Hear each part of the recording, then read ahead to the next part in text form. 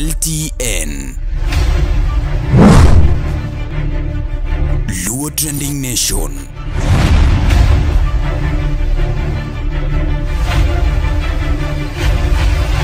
Mopandi inyenyo elela.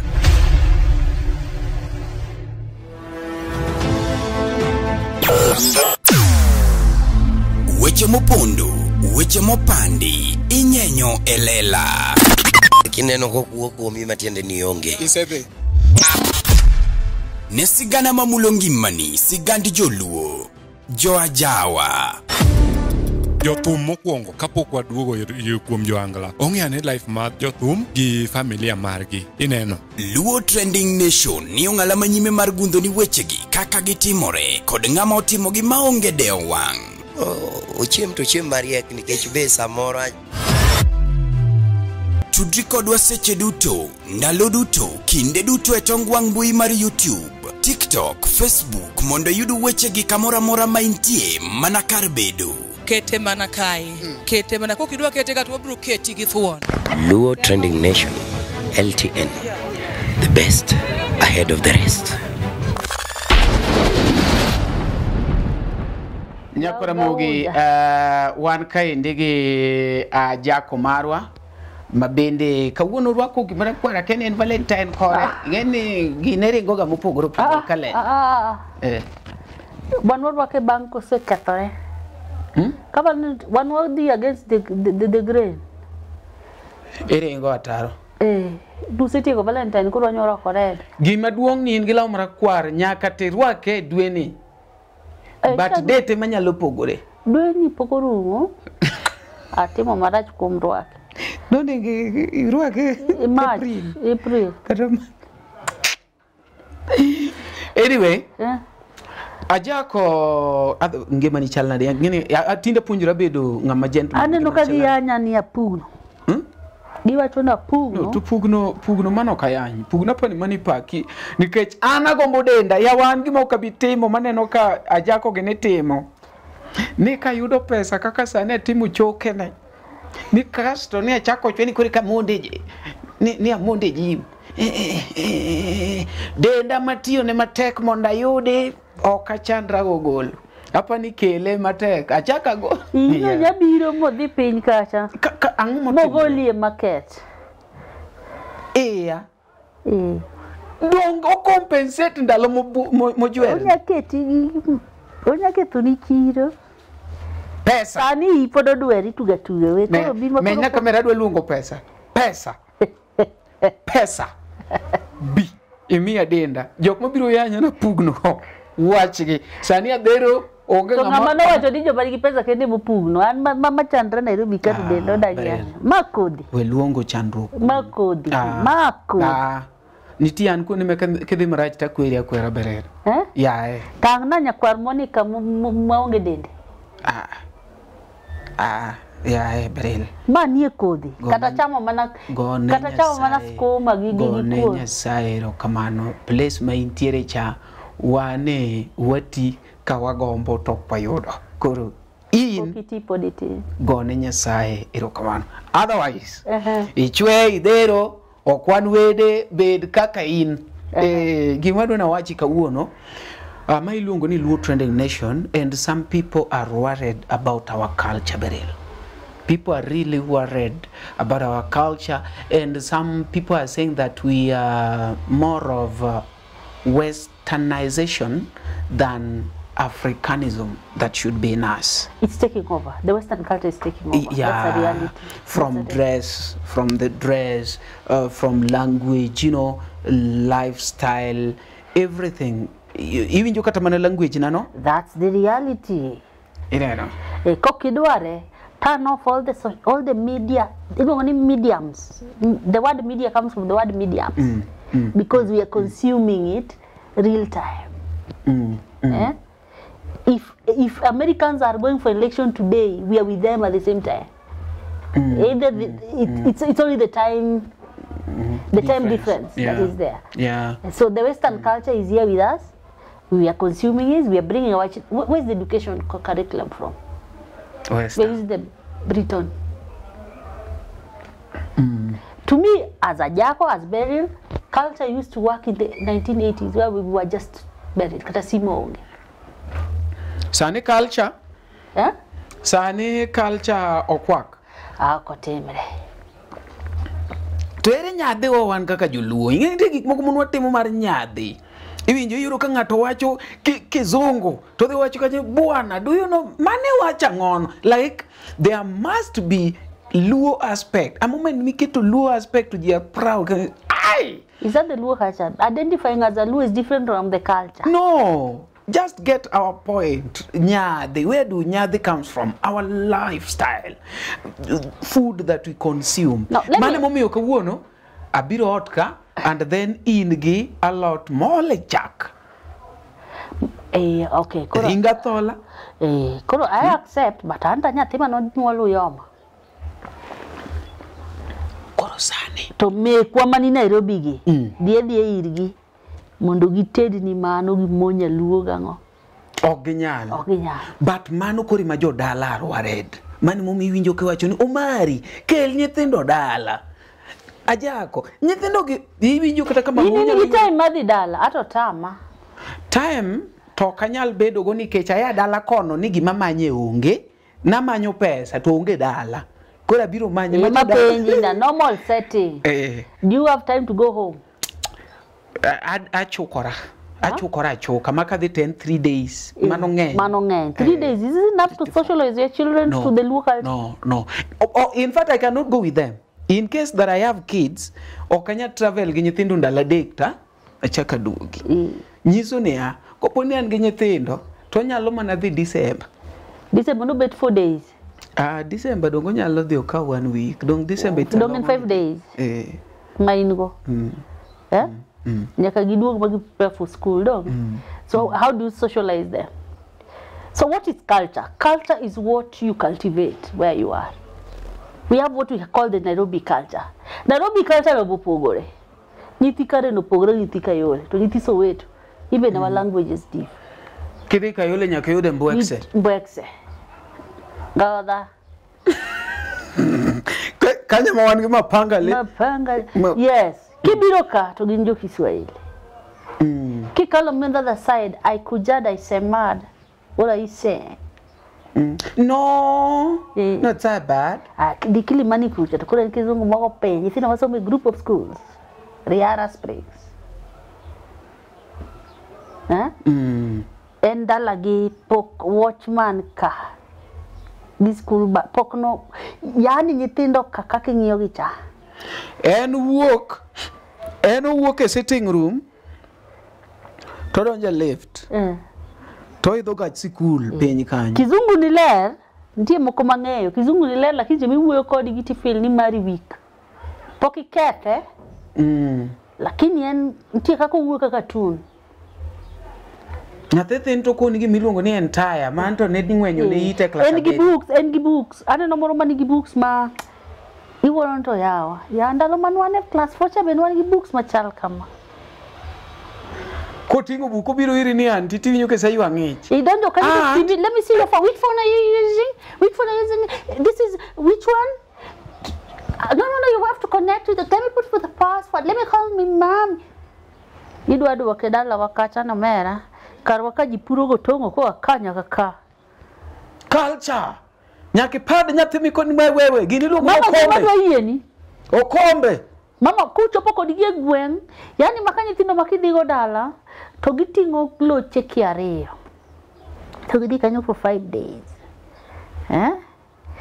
En gi kia sunscreen, to en gi mosquito repellent, to en gang'o to knya yini dhi, en gi boots, en gi night dress, en gi morning dress, en gi pajama. Une dala wakacho uyama kacho usiko mani. Where's the Wi-Fi? The password? Chetu buok. Password magang'o. Ne bet piny kacha cha ucham kun mang'ech.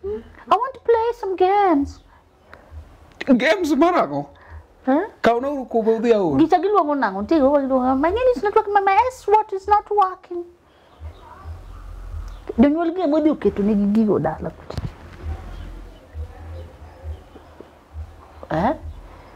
Talking any Guinea culture. Our culture is already dead. Even to me, it's already dead. I don't follow that culture. To an extent that you go to village, very few old men will look it awkwardly. Ngani oketo nyathi Nairobi mok nyal kata wacho dholuo. Odum kode, anocho practically. Inen, ndalo man watino ntie uncles ga moko mane biro ga gi cousins ga moko dala. Koro wang'iyo gi ka sinema. Sani mano tu dalo kane giwacho Kiswahili, sani to masani dhuma kata ng'ama dwa chako lwero gi no. Maringo ag kodgi. Nyathi kia dholuo. Kiswahili bokia. Nyathi onge kisungu. Sani ng'eni kata kiwuoyo kodgi Omari, seneno giga kata kae, kiwuoyo kodgi to gin manesi. Mbaka midwa kone gigo mano badhi. Dongi seneno gi od. Kiwuoyo kodgi to it's there, pick it. Say hi to Omari, it's okay. Hi Omari. Mamba, this thing, the battery is dying, you need to start.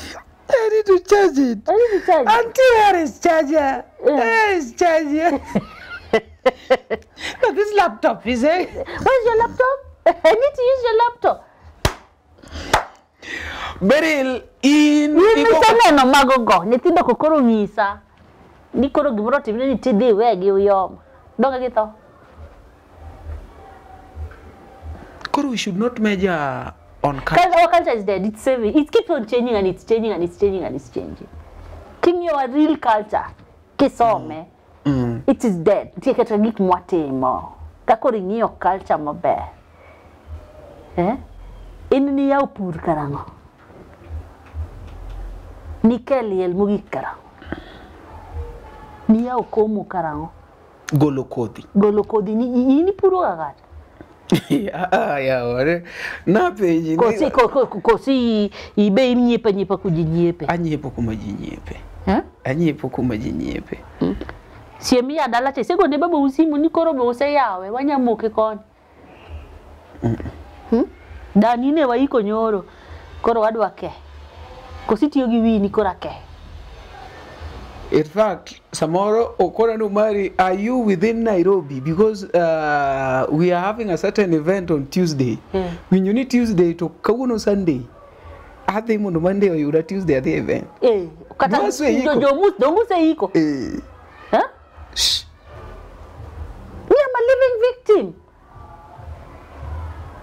Aiko Kauno 3 days to Onga ngamoke nine iko. We are using the other culture in the places that we work, not the new culture to run the places that we work. Because kata officers mweti yongene newa mi leave kawuono. Yes. Osero mi iko, mosero mi travel. Onge nyamano mi onyithindo holiday ni koro dio ikwargi no. Exam calendar is going on as usual. We are talking about a culture that was in place. Kapok even the education system took shape. Onge ngamu kola kesane.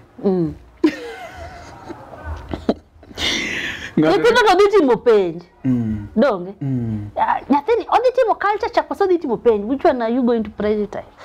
Page. Page. We're talking about the culture. Nyathi tere hospital. Oka pre-malaria siji what drugs. Ko work ruge diche gitere doctor. No adala.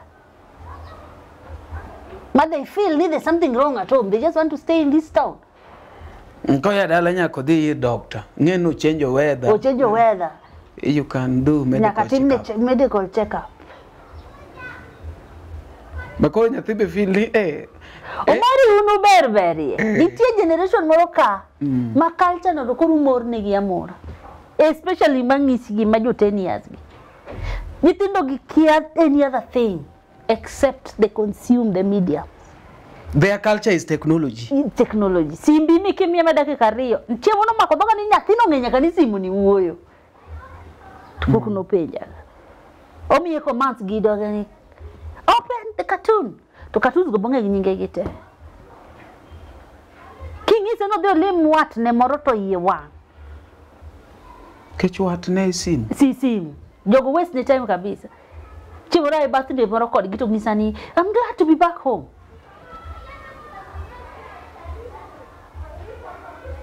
Kara kumama terecha. Wadi. And the mom will grow, and then it too. Just go and find me here. So long as TV is on, so long as the phones are charged, so long as everything is okay. So long as there is electricity, Wi-Fi, and the gadgets, they are good to go. They are good to go. Ibrogoe, toki di gadget is the same thing. Kati what money office is the same thing. It's the same thing. Ntimo komatendo tendo mawinjo kopone baba gesi ya moto yokoni. You know, if you can me, you will be arrested. Yes. Magokoro Europe kujecha. To anwada kwangene yate irodho. Kata ina penji kata adwa ni ngia kama. In your dreams. Do you picture up yourself in sorry? No. You don't. It's not in your wildest dream. And that's your place. I'm building my base. Basically, okay. I know I love home because I was raised kanye monyola timo gimora mora gik moko makuro wacho kizungu gimagi gik mwa struggle go life. Anyalo paro nyaka kane college then podi abedo shaped nikech na wacho gik moko machal wadhi a drama festival and awacho ni even my mother and then like gino can even gini lungo ni even even with a western accent. So Irodala, but adwa gimoro milungo ni metropolitans. Thank you. We all come to Nairobi and all of a sudden you're looking for a plot in Kitengela. Exactly. You're looking for a plot in Karen and Athi River, Thika. You know the reason why I'm saying this? Yes. Everything change kopone in a metropolitan. Nikech idhine no kaka Jakikuyu teme. Jakikuyu nika. Mkamba nika. And we are in competitive world that you are not only competing your villager. Ingeni ka in a village okinyange kakitime this side. You have to be here so that if you see good thing, then you can pick that good thing to the village. Omari, ate mga misogini, I can take a day without speaking in Luo. Tojipenga in Nairobi. You can. You can. Yes. Nikech adonjo. Abuok tapto magi watchman mo kenjaluo. Idho mtoka kumichopecho okinjaluo. Yudo security mara RMS kacha okinjaluo. That particular day Joramogi ne onge gima timi production. Iwogi jo Kisii. Wachamge giwa Meru yin magina kanyo. Ichaki iwuok ichaki duogo. It's the same pattern. Yes. Odika nyithindo kwache dholuo. You are forced to speak another language. 2 days can go without you speaking Luo. It is true. So that is my culture. That's the way I'm socialized. Huh? Yeah. I remember going for a funeral and somebody telling me the budget for food is 800 and I was like, no.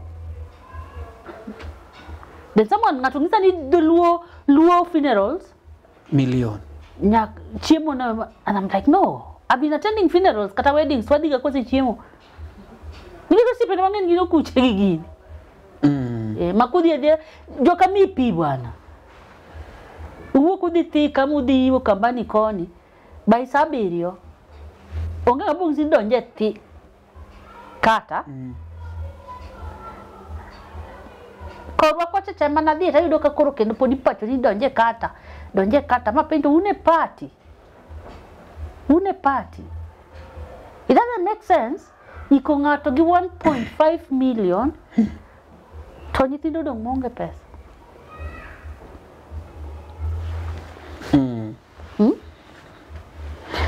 koro kati hero kadoki hero, our culture is already dead. But I've even seen some women back in the village that are not even following what we are trying to say. Neka ngato de tonyakatere. There's some people watching ati magugik mafo. Yes. Togifingita to. You know, hadi toga mose tonino kotere. Adwa focus ginyithinda. Because terror no is the need of AIDS. It's the spread of AIDS. Chuom o mari nditer ngato. You know haki ginene.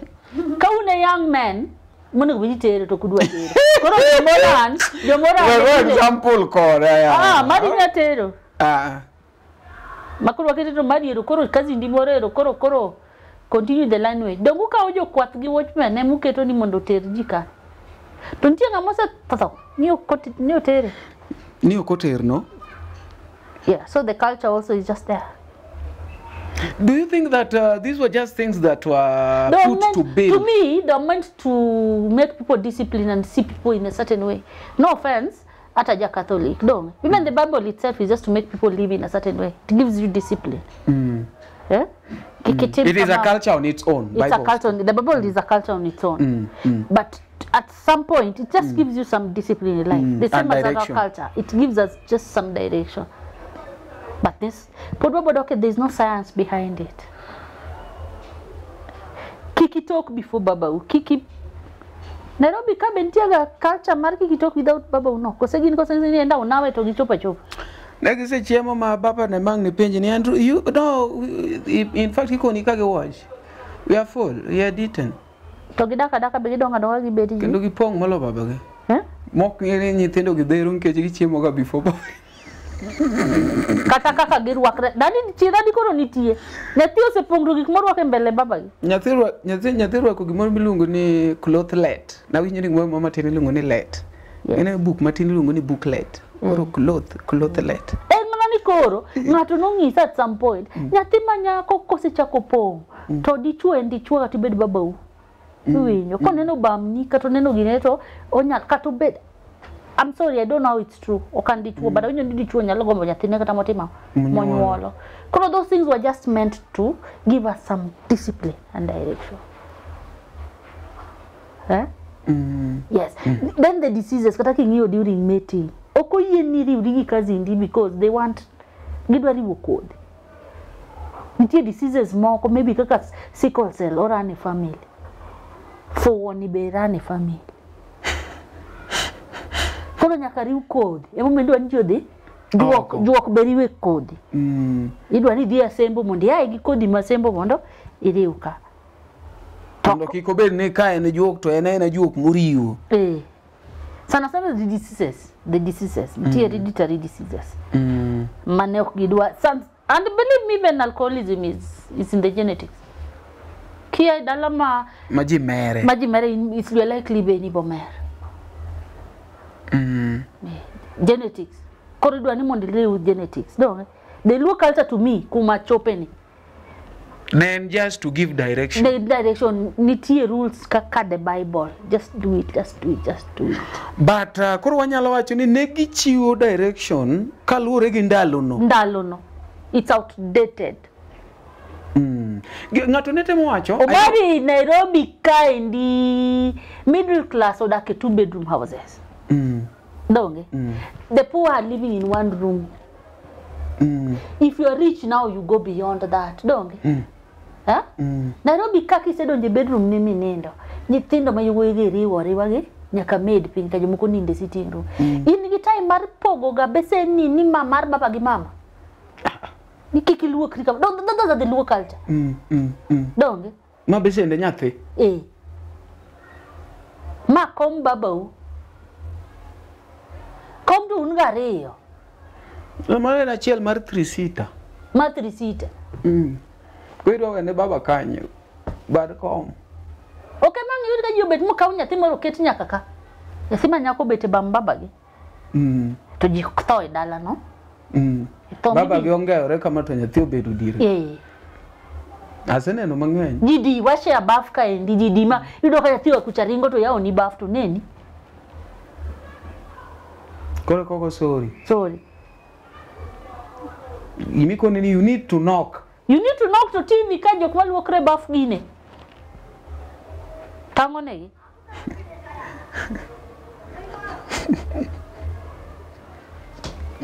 Culture to ya. Jadi makata joma dongo goko. Ido kata ka during the funeral ngato mako baba gi. Nyathi manyako maduong marom kata koda ko kwako baba gi.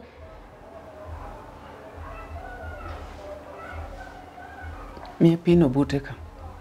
Culture mane mingisaga because kakoro wadoke culture no unless jodala kabisa ka timo culture. Yeah? But in most homes in fact maji somo mobedo employed to culture onge kabisa to jok to dala no pod dia dembe. Ki yudo dala ma stable maji some maji tiyo to kata yuwa ko onge sama ngato to. Ni renge dhi omi yuwa ke compound babau. Anti kendo dich chiwo kumikane gik moko e store. Ugoe elore gige baba ka ingeni bed careful jo village inge kaka timre gige baba ando ni hii koto ngato penya ni leo ni moko nego dong no koto let me dare you Mari ni say example in your life may you can prove beyond reasonable doubt ni mato culture monego ngani because there's always a science ngato nigi tuo en gi throat cancer en ga ngop food poisoning bol koto hospital tibo yude gi science ni ngane no chamo gine kanye koko mano tere hospital bizonda odagi da ke chana na mix ngato dito ko yudu tuo edende with a good lab nyaka yudu tuo mani edende ne dot nyaka ngi mwalo dot nyaka ngi malo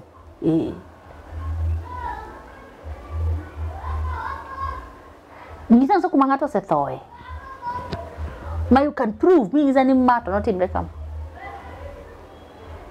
get every day ba pingi gani anto juok ni wacha but the more accused of juok go baking of the amount of work they put in their art onge ni duondi rach ni bode tere ngo got kweru kamoro kiduogo to koro wacha ko lu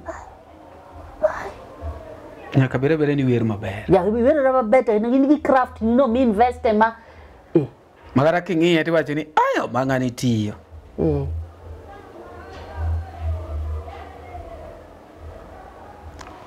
so we should not be worried about this thing called culture. I'm not very good at culture nikichana na work dala wa kat class 4 poka dok tina dok kadan na de wagas primary school class 4 adiga limbe kajo lero wan tinde to kota nyama na dik 3 days one week ok nyawe dada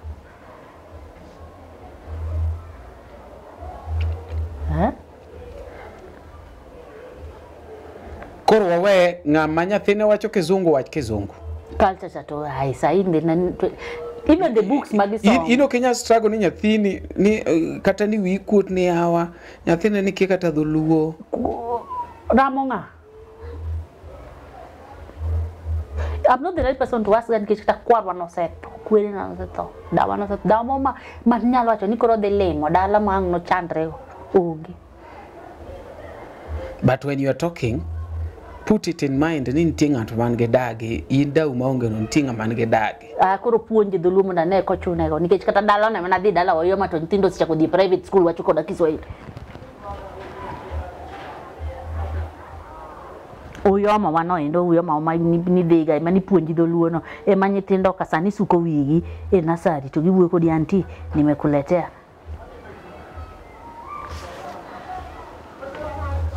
I dare you dikata migochu bodo schools maber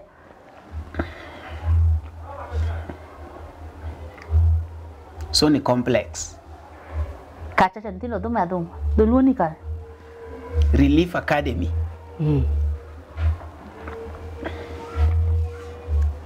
we're talking about the manonyuolwa magin graduates jok manosomo kado Minatoti koleta cha nyithindo ane USA dongo dum kodgi Minatoti wacho kizungu. Yes, so those are the grandmothers we have right now. Ingeni uone dayo moko wacho kizungu maracho feel ni obedo outdated oningo be no say ni mane mage grandmothers ma we have now. Antie moko moingo mago.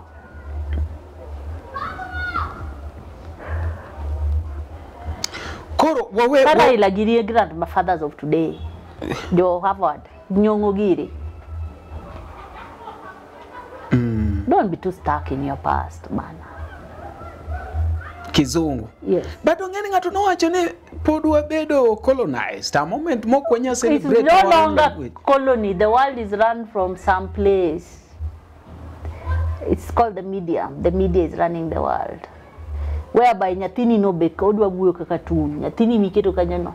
Obende ni plan mar the USA. Where okay, koro we're talking about culture. Moko ntie ma USA. Gibiro after every 5 years. Ido puonje kolo pur ka. Even in their slightest dreams, gibo kendre gi wazonge, they'll never come back home. Bana watuda dier kaka en. Culture onge. Onge. Jothurwa culture onge we chuno nyathi ni nyaka ng'e dholuo ni okombe. No, let them call it cap.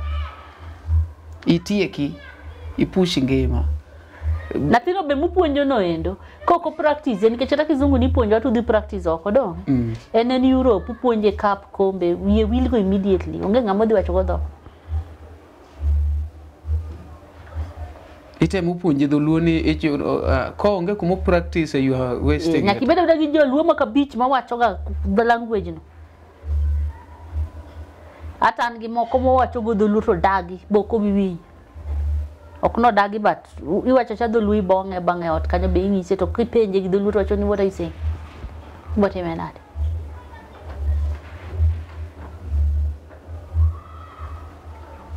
It's called modern life. Yes, change. We are in the 21st century, but I don't stick to the 19th century. That is where culture, we just look at to education. Yes. That is the culture.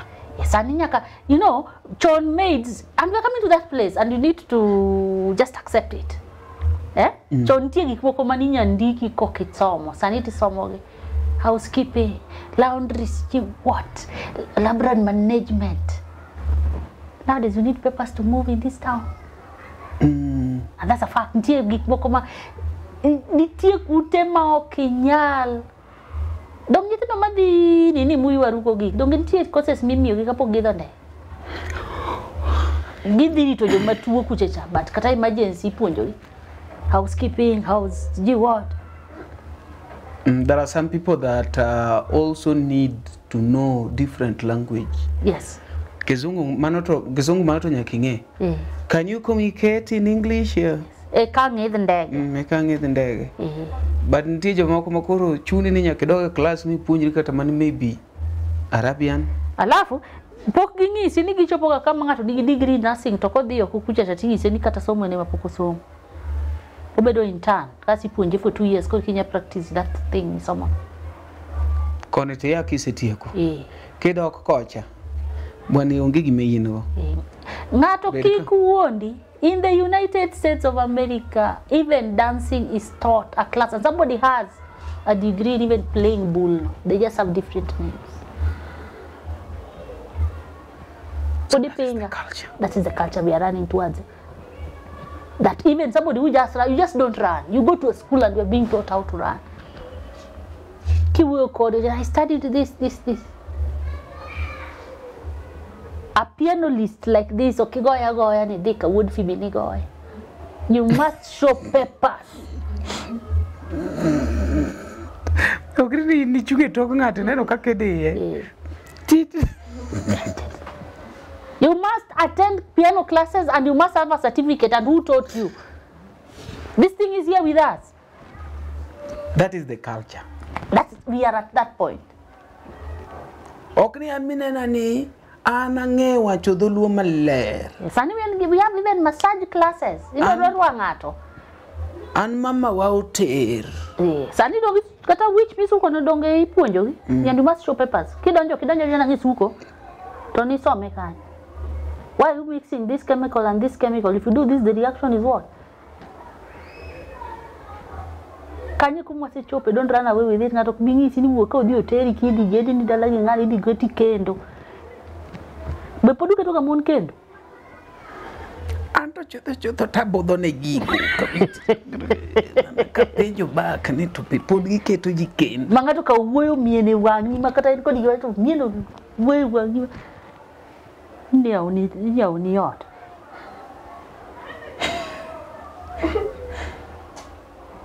Chondo mono kune rwak ga kata long ka di dala. Atinde gwen kanya magi rwak e long.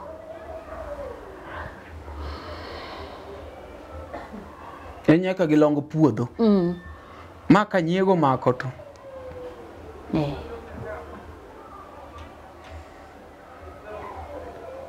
So we should not stick to an outdated culture. We can just learn it for memories, but it's not actually doable, it's not practical. To my in the next 10 years. Omari wane mwange culture no mera, brother ni obiro gi moingi kada gisomo no 10 times oingi gi pesa 10 times idwa time nade. Ema penjo ni in the next 10 years. Jok mage mabiro wacho koro in miwuondri ni koro yata anta ng'e luo culture iketo ga ji kendo. Koro biro gimoro ma kata dala gi mantie ngong'. Idwa dhi kete kendo kanye? Okia gigo. En gi odo kata kifungu mar odno kia kuma nti. Kata ng'ama semionge. Mama kiero ng'ama semionge.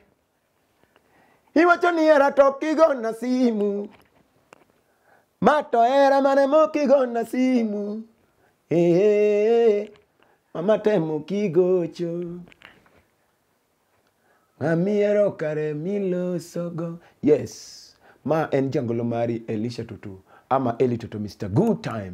To ma kidwa yudo thuma mar temo kigocho di *860 *417#. Ma wane LTN. LTN ndio iko na mambo yote. Mopan inyenyele laki.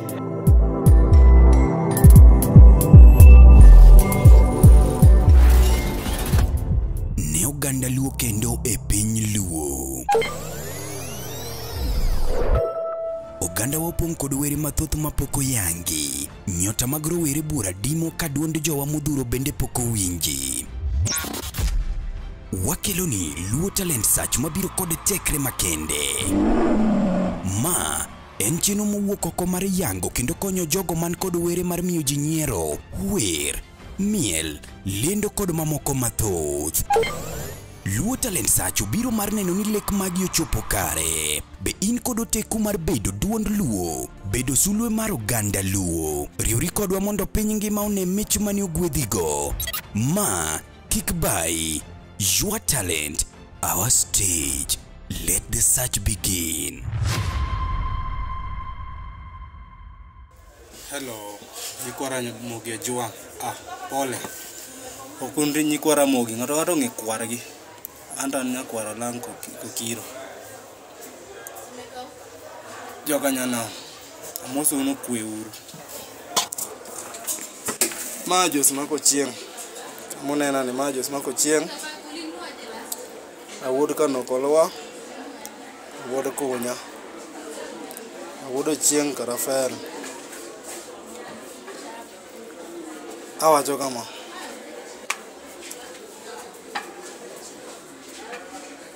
Sani kora wakwayo support. Ngama support waonge. Uling. Kango kwa wacho ni jothum kwecha ahinya. An upcoming. Sekwayo joma sekwayo support ngama support aonge. Giling thi. Omari Nash gi LTN osekelo no gimoro ni LTS. Omari Nash gi LTN osekelo no gimoro ni LTS. Mangiso ni Luo Trending Nation okelo no gimoro ni Luo Talent Search. Gidwa ting'o wa malo kaka jothum matindo mabiro malo. Akwayo ni utudruok Omari Nash, umiye Omari Nash support manyalore. Unyalo miye venue, unyalo miye mede pesa moko gidhi chulnwa godo audio production.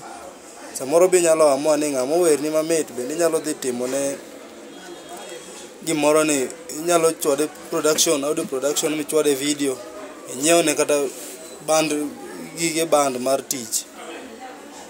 Joluo wa support reuru, wakonyre uru. Ana Jos mako chieng. Nasewero wera achiel ni YouTube. Pod subscribers gani tin ni piny. Inyalo donjo kata ti subscribe na. Iwinj wenda no. Kiwinjo wenda no bende ikonya subscribe na. Indika ni Jos mako chieng mana kaka inene wi TikTok wi maloka. Idhi nene joka nyana. Konya subscribe na utinga malo. Korka piny, korka chako. Pod aonge thocha malich. Konya. Uwacho ga ni seche mwa piny kama to wabolore. Kwa sitingore malo to wachaji. Konya. Kacha idongen kinda gi Nyasacha. Batan gi chunya tang'ino ka chang'ato. Ok anyal chang'ato. Koro in konya ng'ama nyalo konyo. kochuno nyaka ikonya kata an inyalo konyo ng'achielo ma piny kikonyo be donge wago mana erokamano. Wadhi wa support LTN oting LTS malo. LTS en chenro mokelgo mar Nash kod LTN. Erokamano. Kiwinjo gima wacho ni kodonjo ni donj na YouTube, subscribe na, like, view. An mane dhi konyo. Erokamano jokanyana.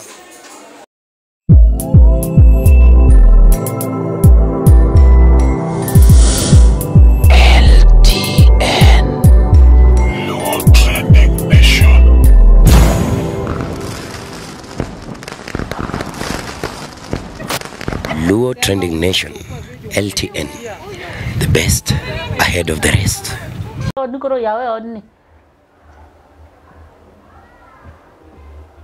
Kapok obiro to maids ge mabiro ga donjo maluok ne odno maber. Alafu in miro wacho ni pesa ok ichomri ote. Pesa to Kenya chomri goter. Dingise ni koro odio muondal. Ja pesa tidwa gine nango ja pesa ma is always right makofuolo to ene migone sorry. Udeko to ene migone sorry. Dingise ni koro odhi dala ka chocho twe leso. Ngama dwa nyise? Odhi to wich. Pok no winjo kata wach to wich no bokia. To ka koni ni bed gi pesa mondo chiegi kikor. Ineno kata mana culture joma Iwi yogi idokaje, uro chiegi kitiwa kikor. Kiko dio twe leso dala, no rito maiti do. Do. Gine jok mipenjo ni bisetene min Joffrey pi. Min Joffrey no mano ja pesa. Mano ja pesa. Usemiyo min Joffrey pi maliet dong unge duonde. Ni un kikuchiem unu chamo nyoyo. Tingeni min Joffrey machio nyango. To ngami uwoyo gone to machio tieno. Emi penjo ne ya. Bisemiyo min Joffrey pi. Tingeni embe ndako dala ka. Timatek chiegi kik twe leso. Chiegi twe leso tedo ne jomara lwete chalo kama ipenje gimoro to go iro pongo umbe moko wuo. Dog da kete wi kabat.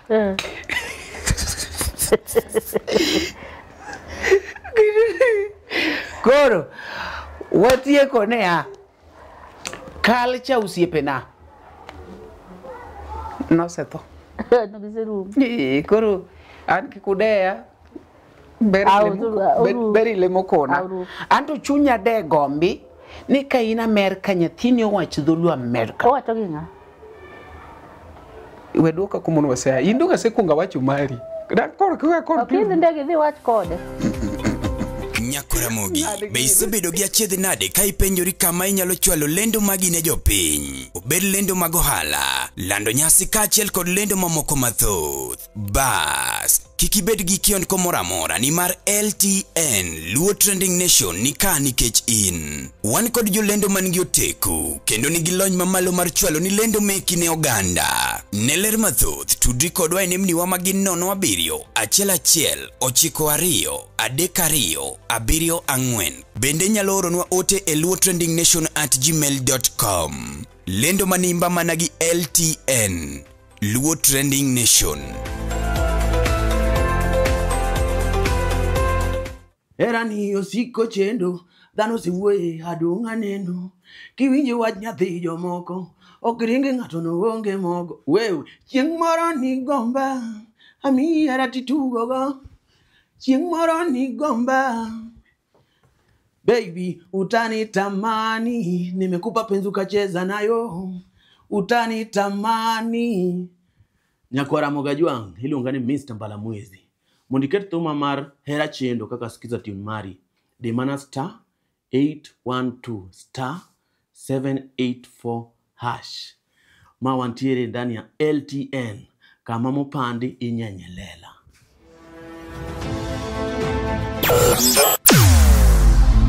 Weche mopondo, weche mopandi inyenyo elela. Kineno kokuo kuomi matiende ni onge. Isebe. Ne sigana mamulo ngimani, sigand joluo, jo ajawa.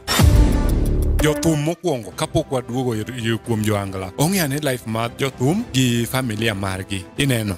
Luo Trending Nation ni ong'ala manyime mar gundho ni wechegi kaka gitimore kod ng'ama otimogi maonge deo wang'. Ochiem to chiem mariek nikech be samoro Tudri kodwa seche duto, ndalo duto, kinde duto e tong wang' mbui mar YouTube, TikTok, Facebook mondo yud wechegi kamora mora ma intie mana kar bedo. Kete mana kae. Kete mana kokidwa kete ka to wabro keti gi thuon. Luo Trending Nation, LTN, the best ahead of the rest.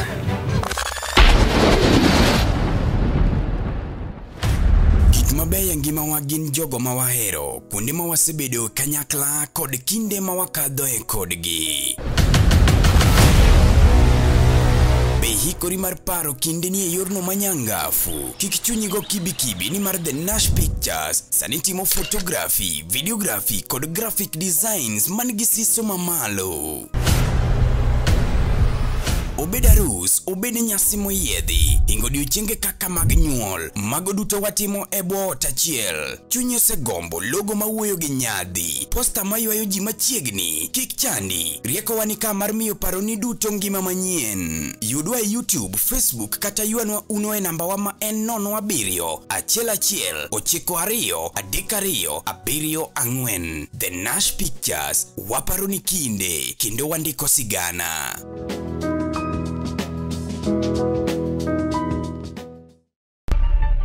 LTN Luo Trending Nation.